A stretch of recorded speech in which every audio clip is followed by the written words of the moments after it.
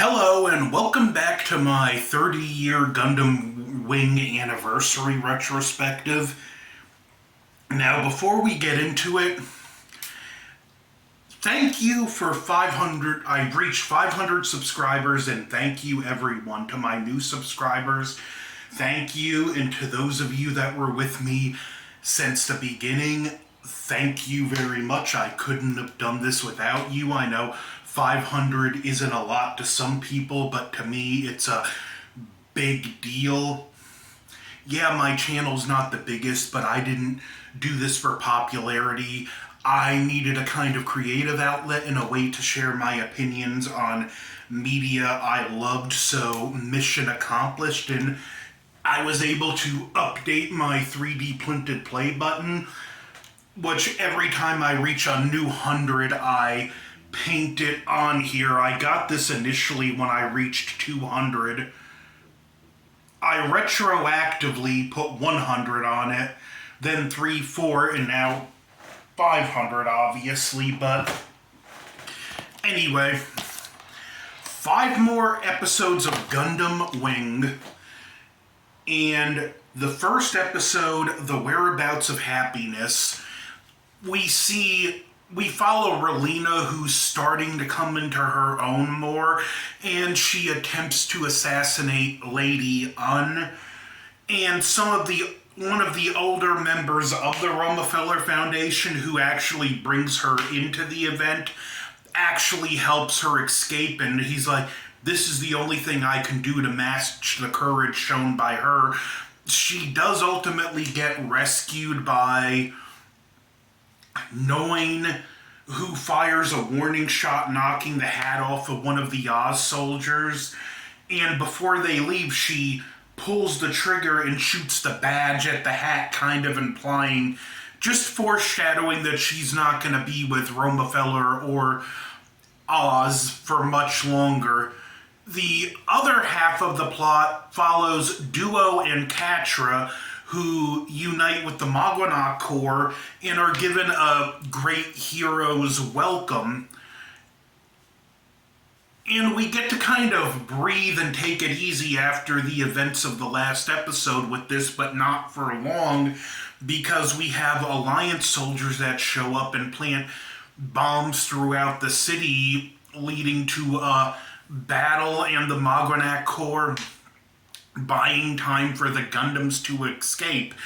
Before they leave, Duo is given, well, one was obviously for Catra, but he's handed by some of the girls 2 bouquets of flowers, and they're even explained, like, you Gundam pilots are heroes to us, and they do vow to make this right before they leave. Duo gets in the heavy arms and takes a cannon. I mean, not the heavy arms, the Gundam Death Scythe. I just finished watching a heavy arms Centrix episode, but he takes this cannon, and fires on some of the suits, allowing the Maganac Corps to retreat. All in all, pretty good episode. The next episode, Bewildered Warriors. The main plot for this one has to do with Wu Fei. There's a group of Alliance defectees in China who declared independence, and there's guerrillas that are fighting them. Guerrillas who are led by Sally Poe, who has completely separated herself from Oz and Rockefeller, which is kind of natural for her character, because we've seen that she's, from her first introduction, even though we're told to look at Oz and Rockefeller as the villains, we see that she's not a bad person. So this was a nice progression for her character. Wu Fei, who he gets an awesome Gundam and an even better upgrade, but he's easily my least favorite character. He's still pouting about losing to Trays.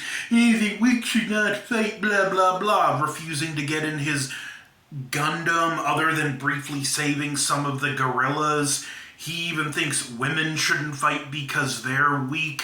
There's an interesting backstory that could make that point of view of his more forgivable if it was referenced in the series, where apparently he had a wife who died defending their colony.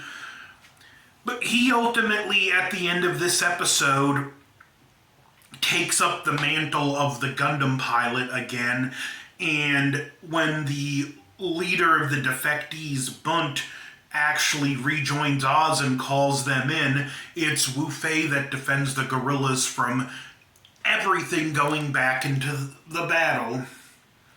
The next episode, Catherine's Tears. This is a pretty good episode.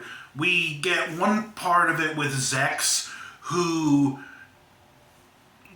winds up working with two of Lady Un's students who have developed a very ruthless streak, because when the episode begins, they capture a base, then execute all the surrendering soldiers.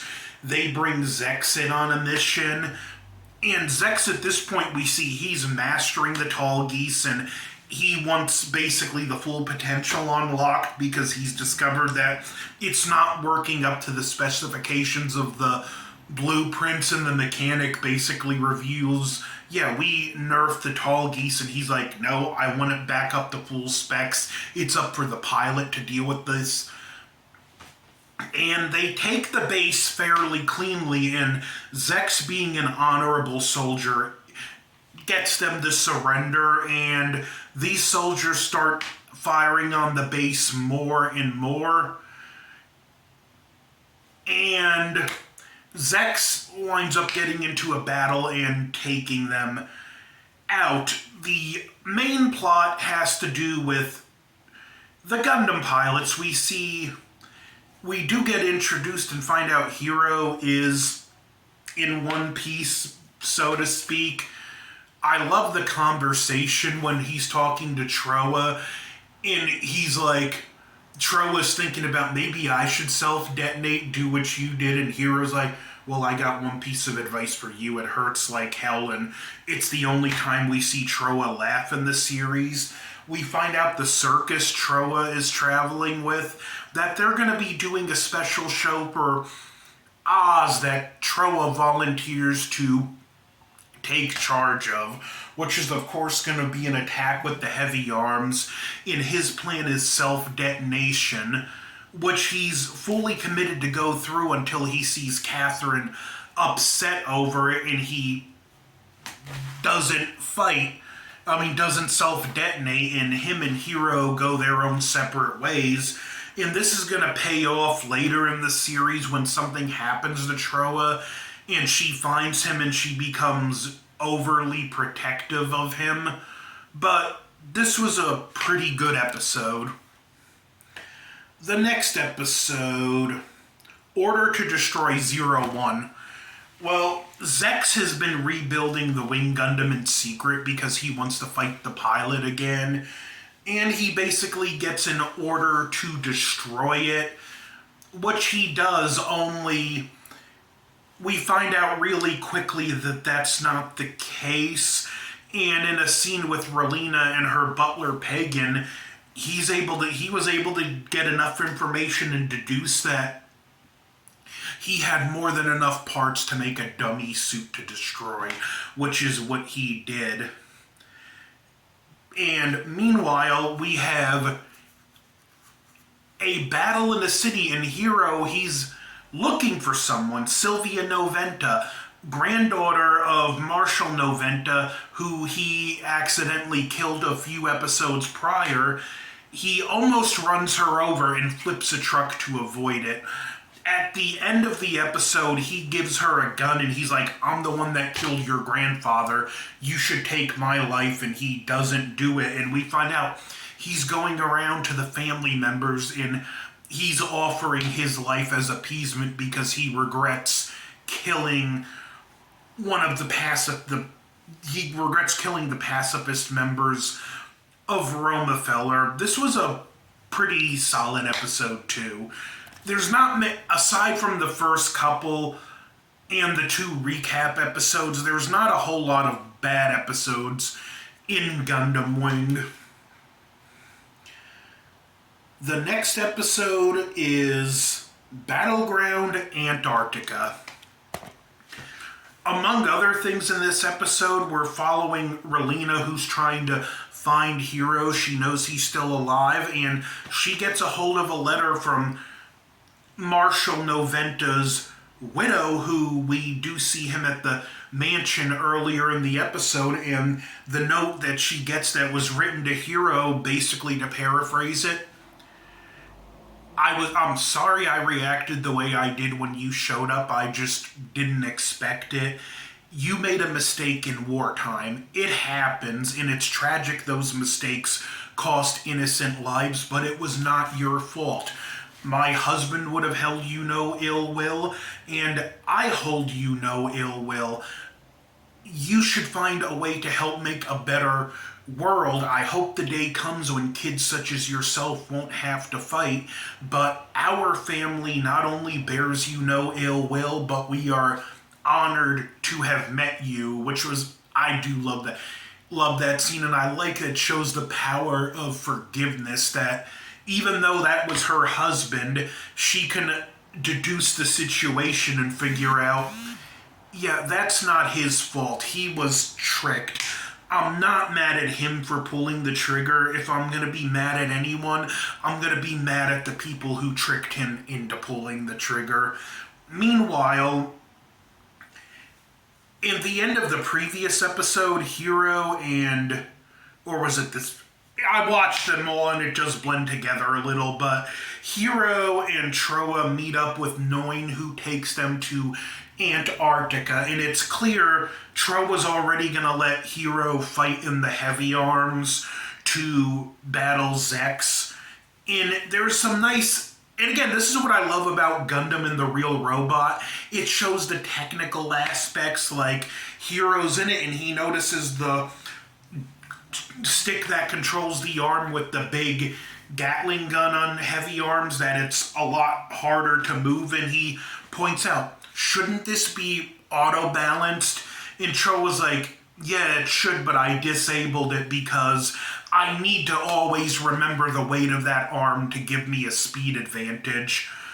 Which I do like that touch. They get tracked down by a group led by the inspector, who was there to confirm heavy arms was destroyed, and a battle breaks out. And one thing I do like about this battle, Noin and another pilot go in their Ares and they fight some Leos, which is normally a pathetic grunge suit in this series, even though in canon it's supposed to be a fearsome fighting machine. And this is one of the few episodes where we see the Leo actually done justice, until the heavy arms gets onto the field and wipes them and the other Ares out. He basically explains, I can't leave any survivors because if they report this, it'll put the colony in danger. And they're basically being told to go to Antarctica.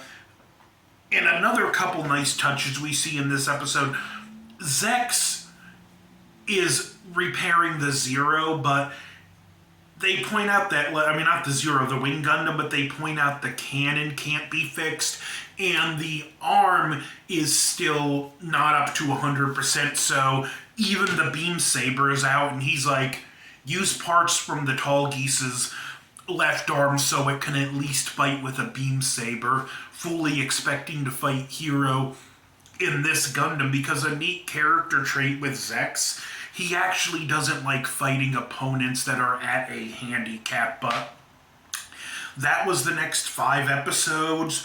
The next episode we get not just the best fight in Gundam Wing, but one of the best fights in all of Gundam. So this is it with this chapter of my Gundam Wing retrospective for the 30th anniversary. Stay tuned for chapter 4, where the balance of power will shift yet again. Don't forget to like, share, comment, subscribe. Over and out.